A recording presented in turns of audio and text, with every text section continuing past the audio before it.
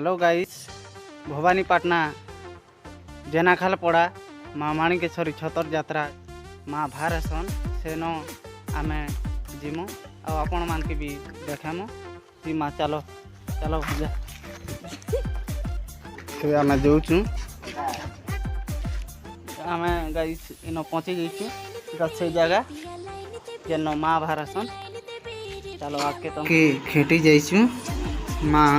जेन version से देखी पारुथिबे इन माँ भारसन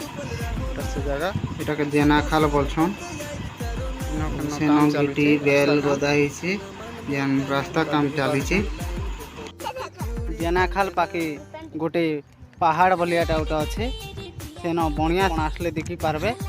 इनके और चगी भी पारबे मस्त अच्छे बनिया दिशे सब आड़े देखा किना भीड़ लागसी माँ छतर यात्रा बहुत भीड़ है